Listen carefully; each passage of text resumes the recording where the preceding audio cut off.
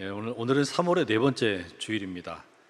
예배소서 강의 11번째 시간인데요. 4장 11절에서 16절 말씀 본문으로 고립의 시대 소망은 어디에 있나, 이런 제목의 말씀을 전하겠습니다.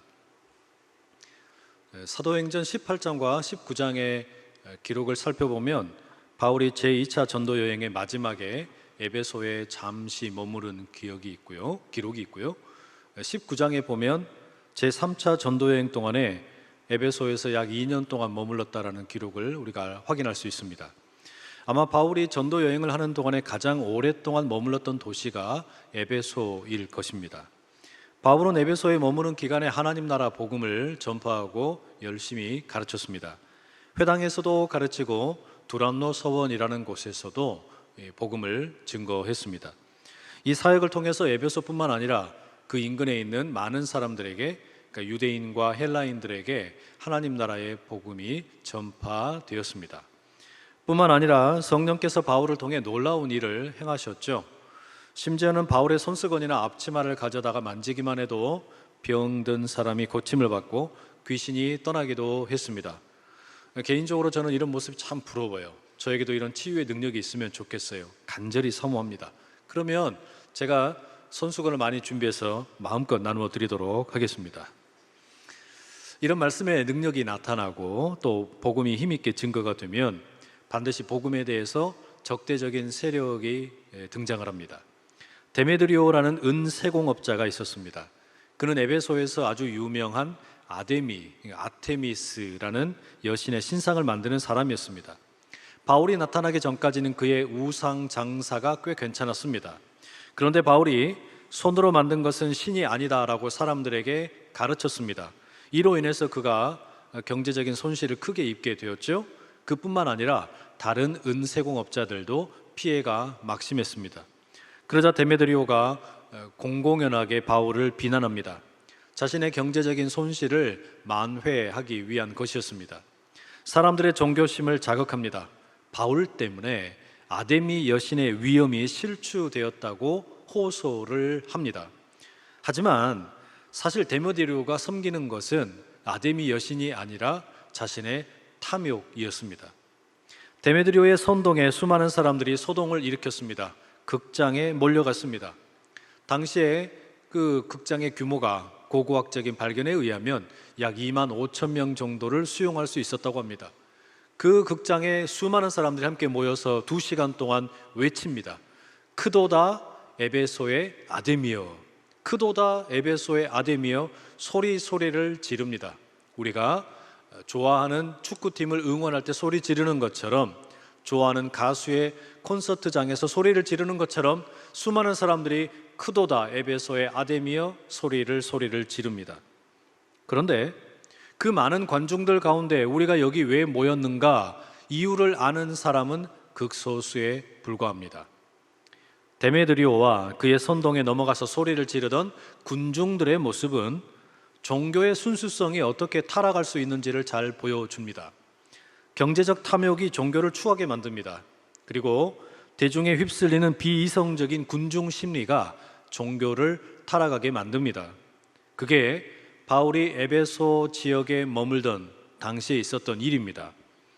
지난주에 설교 시간에 국민 10명 중에 9명이 우리 한국 사회의 갈등이 심각하다 여긴다고 말씀드렸죠. 이 갈등을 치유하고 사회를 통합할 주체로 종교기관을 뽑은 비율은 4%에 불과하다 말씀드렸습니다. 왜 이렇게 종교에 대한 기대치가 낮은 것이겠습니까? 데메드리오의 경우를 살펴보자면 종교가 진리를 추구하는 그 본연의 자리를 이탈해서 탐욕과 비이성적인 군중 심리에 오염되어 있다라고 생각하기 때문일 것입니다. 그래서 결국 우리 사회는 점점 탈종교 사회가 되고 있고 영적인 진리에 대해서 무관심하게 되고 결국은 눈에 보이는 것에만 집중하고 중요하게 생각하는 물질 만능주의 사회가 되어가고 있습니다. 참 안타까운 일입니다. 종교가 그 역할을 제대로 못하게 되면 어떤 일이 벌어질까요? 결국은 우리가 살고 있는 이 사회 전체가 손해를 입게 됩니다.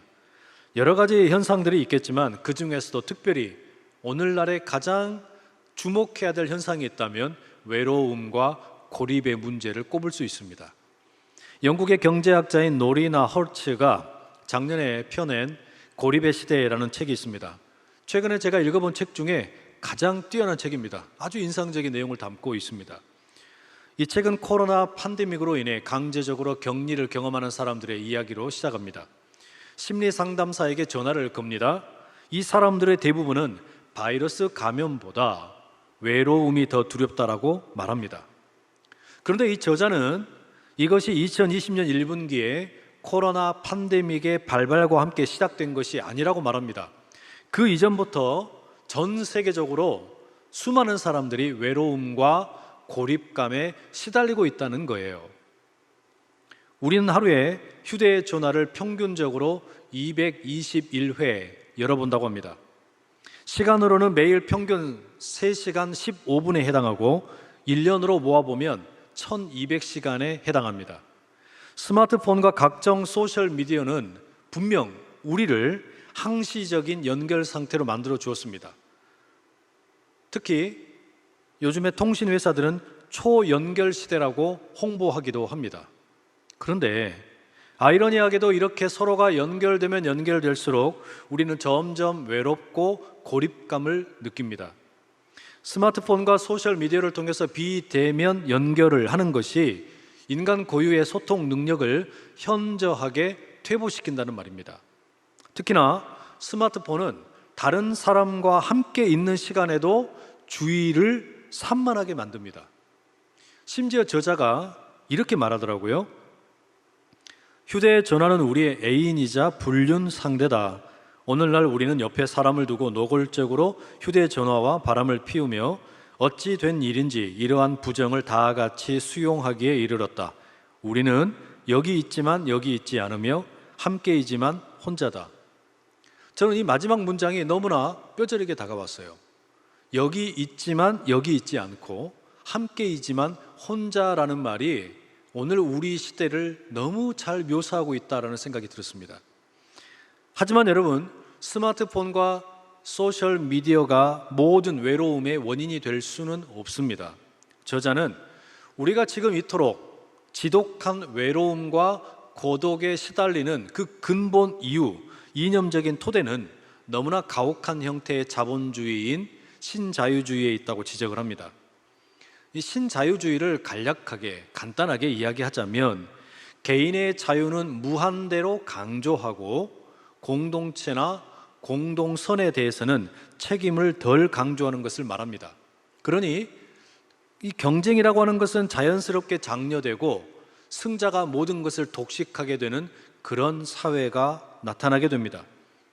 예를 들면 미국의 CEO들의 연봉은 1989년 직장인 평균 연봉의 58배를 벌었습니다. 그런데 30년 사이에, 그러니까 2018년에는 CEO들의 연봉이 무려 평균 직장인들의 278배를 벌게 되었습니다. 여러분, 이건 너무나 가혹하게 그 양극화가 되어 있는 거 아니겠습니까? 너무 많은 양극화가 일어나고 있습니다. 그러면 저소득층은 더 고립감을 느끼고 외로움에 빠질 수밖에 없겠죠.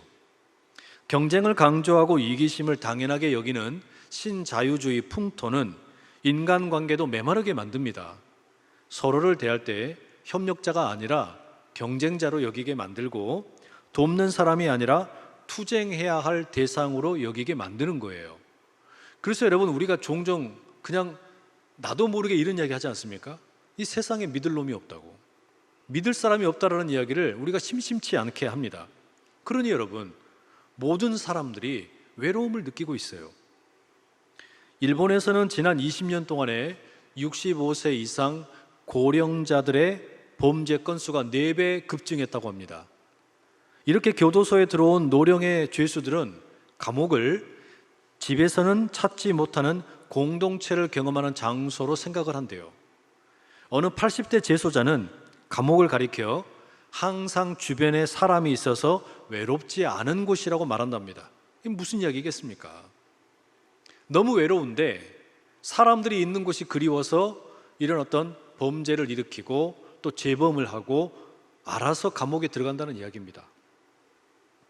한국의 노인들은 코로나 이전에 콜라텍이라고 불리우는 디스코장에 많이 모였습니다. 평일에는 1,000명씩, 주말에는 2,000명씩 손님이 모입니다. 입장료가 아주 저렴합니다. 1,000원밖에 하지 않아요. 왜 이렇게 많은 노인들이 콜라텍에 모일까요? 이유는 간단합니다. 집에 있는 식구들은 너무 바빠요. 함께 있을 시간이 없습니다. 노인정에 가봐야 고스톱을 치거나 담배밖에 피우지 않습니다. 그러니 콜라텍에 가서 사람들도 만나고 함께 춤을 추는 겁니다. 어쩌면 모든 세대를 통틀어 가장 외로운 세대는 지금 청년들이 아닐까 생각됩니다. 미국에서는 청년, 20대 청년들 5명 중에 1명은 친구가 아예 없다고 말합니다. 아마 한국도 별반 다르지 않을 겁니다. 특히나 코로나로 인해서 학교 생활을 지금 제대로 못하고 학교에서 친구를 제대로 사귀지 못하고 있는 일이 3년째 지속되고 있으니 코로나 이후에 이 코로나 시기를 겪은 우리 청소년, 청년들이 어떻게 살아갈지, 외로움과 고립의 문제를 어떻게 이겨낼지 이게 참 어려워 보입니다. 며칠 전 신문 기사를 보니까 20대 청년들이 열심히 공부하고 준비해서 회사에 취업을 하는데 2년 안에 퇴사하는 비율이 50%에 이른다고 합니다. 저는 이런 현상도 외로움이나 고립의 문제와 무관하지 않다 생각합니다. 혼자 생활하는 것이 익숙하고 또 편안한 청년 세대가 이 조직 문화에 적응을 못하는 거예요. 그래서 그렇게 힘들게 공부하고 입사를 하지만 중도에 뛰쳐나오는 우리 청년들이 너무나 많습니다. 오죽하면 여러분, 영국의 정부는 2018년에 외로움부 장관을 임명했다고 합니다. 국방부를 만들어서 나라를 지키고 장관을 임명해서 그 일을 총괄하게 하는 것처럼 나라의 외로움의 문제가 너무 심각하니 외로움이라고 하는 부서를 만들어서 장관을 임명했다는 말입니다. 지금 사람들은 너무 외롭습니다. 너나 할 것 없이 모두가 고립된 채 살아갑니다. 코로나 이전부터 그랬고 코로나 팬데믹으로 인해서 이런 일이 점점 심화되고 있습니다. 앞으로 코로나 이후에 우리 사회에 전 세계적으로 이 문제가 어떻게 다가올지 참 까마득합니다. 고립의 시대를 사는 우리들에게 소망은 어디에 있을까요? 고립의 시대를 살아가는 우리들에게 어디에서 희망이 있겠습니까? 책의 저자는 정치권과 경제 주체들이 이 문제에 관심을 갖고 발벗고 나서야 한다라고 말합니다. 맞습니다. 정치인들이 이 일에 관심을 가져야 하고 경제 주체들이 문제 해결을 위해서 노력을 해야 합니다. 그런데 저는 외로움의 문제를 단지 사회 문제가 아니라 영적인 문제라고 확신합니다. 다시 말하면 이 문제를 해결하려면 하나님의 말씀에 귀를 기울여야만 합니다. 외로움의 문제의 근원을 거슬러 올라가 보면 에덴 동산에 이르게 됩니다. 아담과 하와가 범죄함으로 추방을 당하게 되죠. 이 추방은 필연적으로 소외 현상을 낳게 됩니다. 인간이 하나님으로부터 소외됩니다. 인간이 서로에게 소외됩니다. 남편과 아내가 서로가 서로를 소외시킨다는 이야기예요. 뿐만 아니라 인간과 자연 사이에 왜곡된 관계가 만들어지고 맙니다. 결국 인류는 태생적으로 외로움과 고립감을 안고 살아갑니다. 안타깝습니다. 하나님께서는 이 문제를 해결하기 위해서 아브라함이라는 인물을 부르십니다. 아브라함아, 너는 세상에 있는 모든 사람들이 각자 도생한다 할지라도 다른 사람들을 위해서 살아라. 다른 사람들을 위해서 복덩어리가 되어라. 하나님이 그렇게 아브라함을 부르셨고 이스라엘 민족을 부르셨습니다. 안타깝게도 이스라엘이 이 사명을 제대로 감당하지 못했습니다. 그래서 하나님께서 독생자이신 예수 그리스도를 이 땅에 보내십니다. 예수님께서는 십자가와 부활의 복음을 통해 전혀 다른 대안적인 삶을 우리에게 보여주십니다. 나를 위해서만 사는 인생이 아니라 남을 위해 사는 인생이 어떤 것인지 가르쳐 주셨습니다. 그게 사도 바울이 에베소서를 통해서 힘주어 강조하는 예수 그리스도의 복음입니다. 하나님 나라의 복음입니다. 그는 우리의 화평이신지라. 유대인과 이방인 사이에 막혀있던 담을 예수님께서 허무셨습니다. 그래서 이제는 인종에 상관없이, 피부에 상관없이, 언어에 상관없이, 문화에 상관없이 모두가 하나님의 자녀가 되었다라고 선언합니다. 새로운 인류가 탄생했다라고 이야기합니다. 이 새로운 인류가 곧 교회입니다. 그래서 교회는 세상의 문화와 전혀 다른 공동체입니다. 각자 도생하는 것이 아니라 하나가 되고 평화롭게 살아가는 공동체입니다. 외로움이라는 단어는 교회에 어울리지 않습니다. 그러니 세상이 마주한 외로움의 문제를 우리가 이해하려면, 해결책을 모색하려면 성경을 봐야 하고 교회에 대안이 있음을 확인해야만 합니다. 그게 무슨 이야기일까요? 교회가 어떤 공동체인지 들여다보면 외로움의 문제를 해결할 단초를 발견하게 됩니다. 교회란 어떤 공동체입니까? 오늘 본문 11절과 12절에 이렇게 기록하고 있습니다. 그가 어떤 사람은 사도로, 어떤 사람은 선지자로, 어떤 사람은 복음 전하는 자로, 어떤 사람은 목사와 교사로 삼으셨으니 이는 성도를 온전하게 하여 봉사의 일을 하게 하며 그리스도의 몸을 세우려 하심이라. 여러분, 바울은 교회를 가리켜 그리스도의 몸이라고 말합니다. 죽은 몸이 아니에요. 시체가 아니란 이야기예요. 살아서 움직이는 몸입니다. 몸이 살아있다라고 하는 것은 두 가지 의미가 있어요. 하나의 몸으로서 살아있고 뿐만 아니라 몸을 구성하는 각각의 지체들, 세포 하나하나가 살아있다라는 의미입니다. 여러분, 이게 참 신비한 일이에요. 몸은 하나인 동시에 다양한 지체들이 존중받습니다. 저는 여기에 외로움의 문제를 극복할 대안이 있다라고 확신합니다. 무슨 말입니까?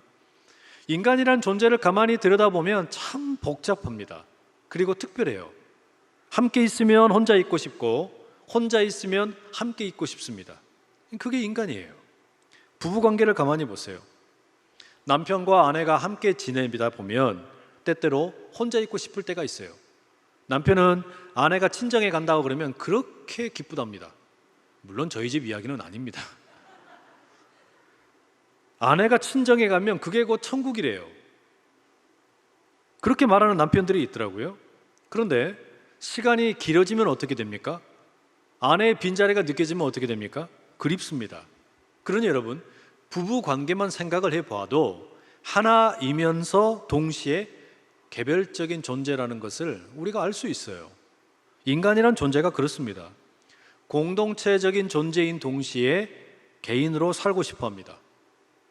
바울은 그런 이유 때문인지 모르지만 교회라는 공동체를 가리켜 몸에 비유합니다. 그리스도의 몸에 비유하는 거예요.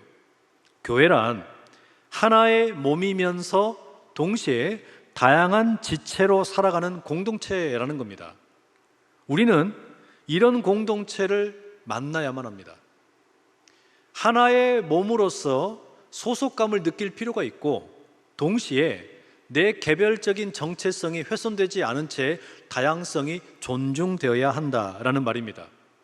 이와 같은 하나됨과 다양성의 존중, 이게 공존할 때 이 외로움의 문제가 극복될 수 있어요. 나의 개별적인 정체성이 존중되면서 소속감을 느낄 수 있는 하나됨을 경험하는 것, 그때 진정으로 외로움과 고립의 문제가 해결된다는 말입니다. 이와 같은 하나됨과 다양성의 공존은 우리 사회가 겪고 있는 외로움의 문제를 해결할 단초임에 틀림없습니다. 그런 점에서 지난 주일날 말씀드렸던 은혜에 대한 이야기를 다시금 들려드리고 싶습니다. 우리는 은혜라는 말을 자주 사용합니다. 근데 이 은혜라는 단어 속에는 두 가지 의미가 있어요. 구원의 은혜라는 의미가 있고 섬김의 은혜라는 의미가 있습니다.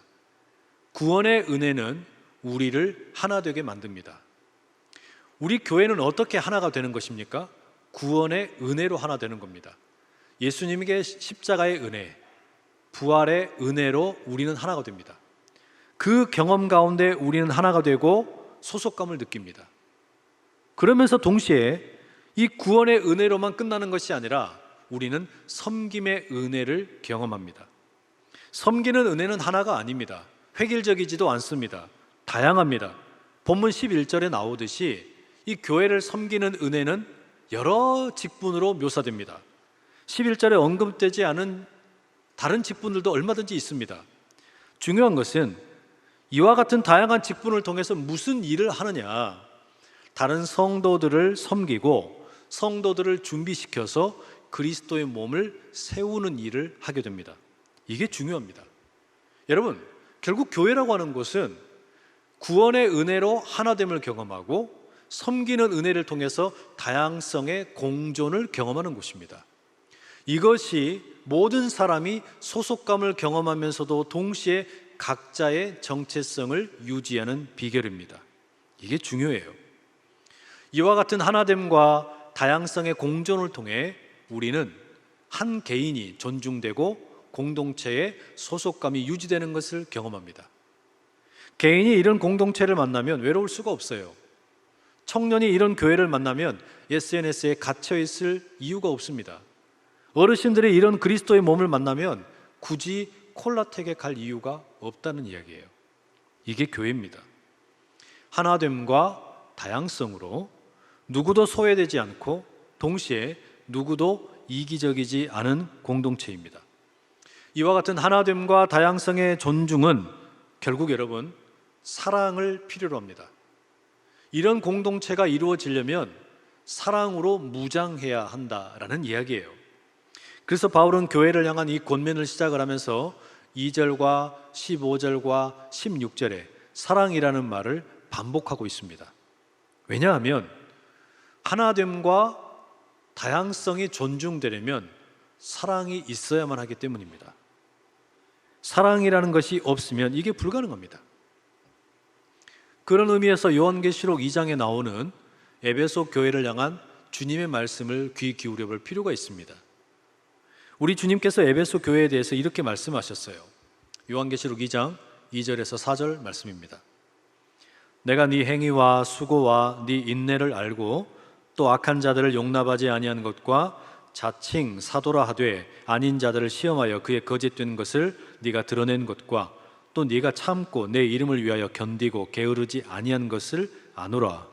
그러나 너를 책망할 것이 있나니 너의 처음 사랑을 버렸느니라. 예수님께서 에베소 교회에 대해서 들려주신 이야기입니다. 에베소 교회는 칭찬받은 일이 너무 많아요. 이것도 참 잘했고 저것도 참 잘했다. 그런데 딱 한 가지 아쉬운 게 있다. 이 한 가지가 참 아쉽다. 처음 사랑을 회복해라. 처음 사랑을 회복해라. 그게 우리 주님의 에베소 교회에 대한 말씀이었어요. 여러분 그렇습니다. 사랑이 없으면 그리스도의 몸된 교회는 이루어질 수 없습니다. 사랑이 없으면 하나됨과 다양성이 공존할 수가 없습니다. 바로 그런 이유 때문에 이 외로움이라고 하는 것이 사회의 문제가 아니라 영적인 문제예요. 아무리 정부가 정책을 잘 만들고 경제 주체들이 노력을 한다고 할지라도 사랑이 없으면 외로움의 문제를 해결할 방법이 없어요. 사랑이 있어야만 외로운 사람이 보입니다. 사랑이 있어야만 하나가 될 수 있어요. 사랑이 있어야만 이기심을 내려놓을 수 있고 사랑이 있어야만 다양성을 존중할 수 있다는 말입니다. 어제 토요일 말씀을 준비하다가 오후에 차를 한잔 마시려고 교회 인근에 있는 카페를 방문했습니다. 우리 교인 여러분들이 계시더라고요. 어떤 모임인가 물었더니 소그룹 가운데 주만찬 팀이라고 합니다. 작년 연말부터 제가 소그룹의 중요성을 강조하고 있습니다. 소그룹이 반드시 필요하다는 이야기를 드리고 있어요. 특히 코로나로 인해서 사회적 거리를 두고 또 자가격리를 하고 만나는 것이 어렵기 때문에 더더욱 소그룹으로 모이는 일이 필요하다는 이야기를 반복해서 드리고 있습니다.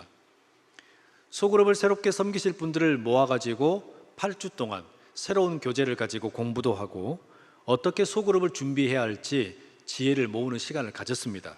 그리고 몇 주 전에 이 소그룹들이 이제 출범을 하면서 모집 광고를 냈습니다. 사람들을 이제 모으는 거죠. 그 중에 하나가 주만찬이라는 팀이었습니다. 반찬 봉사를 할 사람들을 모집한다라는 거였어요. 저는 이 소그룹의 내용을 보면서 사실은 좀 걱정이 되었습니다. 제가 믿음이 없나 봐요. 아니, 요즘 같은 이 코로나 시대에 누가 반찬 봉사하려고 할까? 사람들 찾아가는 거 다들 꺼려 하는데 누가 이런 일 하려고 할까? 아무도 신청하지 않으면 어떻게 할까? 그런 걱정이 들었습니다. 그런데 어제 카페에 가서 보니까 주만찬 봉사팀이 너무 여러 명이 있는 거예요. 심지어 수많은 사람들이 신청을 해서 하나의 팀이 아니라 두 개의 팀으로 나누어서 운영을 한답니다. 참, 얼마나 감동적인지 몰라요. 섬김도 얼마나 체계적으로 잘하는지 모릅니다. 모든 교구에서 이 반찬 봉사를 좀 필요로 하는 사람들, 반찬 배달을 해 드려야 될 분들을 찾았습니다. 그리고 이 주만찬 팀에 연결을 해 드렸어요. 그랬더니 이 주만찬 팀에 소속된 분들이 각자 가정에서 반찬을 준비해 가지고 함께 모여서 이 반찬을 나누어 드린다는 거예요. 이 배달을 해 드린다는 겁니다. 직접 찾아가서 전달도 해 드리고 어떻게 지내는지 안부도 묻고 있다라는 겁니다. 여러분, 이거 너무 멋지지 않습니까? 이분들 만나고 제가 카페에서 나오는데요, 그냥 너무나 흐뭇한 거예요. 마음이 그냥 행복합니다. 지난주에 그런 이야기 드렸잖아요. 교회의 언어가 과연 사회에 무슨 힘이 있을까? 이 설교자의 말이 무슨 영향력이 있을까? 하나 되자고 아무리 외쳐봐야, 평화를 외쳐봐야 갈라치기 좋아하는 사람들, 갈등 일으키기 좋아하는 사람들, 그리고 그런 것으로 함께 이용을 하려고 하는 사람들 때문에 아무 힘이 없는 것 같아서 자괴감이 느껴진다, 그런 이야기 드렸잖아요. 그런데 어제 제가 회개했어요. 이 카페에서 이 주만찬 팀 만나고 나오면서, 야, 이렇게 보배 같은 분들이 있구나. 코로나 시대에 다 어려운데 외로운 사람들 돕겠다고, 고립된 사람들 돕겠다고 이렇게 멋진 일을 하는 분들이 있구나. 세상이 아무리 삭막하다고 해도 자기 자신보다 남을 먼저 생각하는 사람들이 있더라는 이야기예요. 이렇게 보배처럼 빛나는 분들이 있습니다. 이렇게 아름답게 섬기는 소그룹이 있어요. 너무나 멋지지 않습니까? 서로를 아끼고 사랑하는 우리 안산제일교회의 모습입니다. 여러분, 사회에서는 교회를 비난하고 별 볼 일 없는 곳이라고 이야기하고 아무런 기대감을 갖지 않는다고 말하지만, 그러나 여러분, 우리 스스로에게 자부심이 필요합니다. 우리는 구원의 은혜로 하나됨을 경험하고 섬기는 은혜로 다양성을 존중하는 믿음의 공동체입니다. 이곳에서 우리는 외로움과 고립의 문제를 방치하지 않고 절대로 그냥 내버려 두지 않습니다. 여러분, 아직 늦지 않았습니다. 미처 소그룹에 신청을 못하신 분들 계신다면 건강한 소그룹에 참여하십시오. 이렇게 대예배를 드리면서 은혜를 경험하는 것도 필요하지만 소그룹으로 모여서 내 삶의 이야기를 나누고 함께 예배를 드리고 기도하는 일, 너무나 아름다운 일입니다. 이 일들을 통해서 여러분, 우리가 하나의 몸이 되었음을, 그리고 나의 새로운 섬김의 은사를 발견할 수 있게 되는 겁니다. 혹시 구역 모임을 하다가 멈추셨다면 다시금 재개하십시오. 이런 때일수록 더 힘을 내서 우리가 모여야 됩니다. 줌으로 모여도 되고 아니면 두세 사람, 네다섯 명 함께 모여서 식사도 나누시고 말씀도 나누시고, 이렇게 여러분 함께하게 될 때 외로움은 물러가고 고립의 세계도 떠나가고 진정으로 그리스도의 몸된 교회의 본질이 드러나게 될 것입니다. 함께하는 은혜, 하나됨의 은혜로 하나 되고 뿐만 아니라 섬기는 은혜로 다양성이 존중이 되면서 우리 모두가 진정으로 세상에서 빛이 되고 소금이 되는 아름다운 일들을 감당할 수 있기를 간절히 축복합니다. 기도하겠습니다. 하나님 아버지, 세상은 날이 갈수록 외로운 사람들이 늘어가고 고립되는 사람들이 늘어간다는 소식을 듣게 됩니다. 어디에 소망이 있을지 답을 찾기가 어렵습니다. 하오나 우리가 말씀을 통해 깨닫습니다. 말씀을 통해서 진정한 하나됨의 그 비밀과 공존하는 비밀, 그 다양성의 존중 가운데 소속감과 자기 자신의 정체성을 깨달아 한 사람 한 사람이 외로움을 이겨낼 수 있음을 우리가 깨닫습니다. 주여 우리에게 사랑을 주셔서 사랑의 눈으로 외로운 자들을 볼 수 있게 하시고 사랑의 눈으로 하나됨을 경험하게 하시고 사랑의 눈으로 다양성을 존중하는 우리가 되게 하옵소서. 예수 그리스도의 이름으로 기도드립니다. 아멘.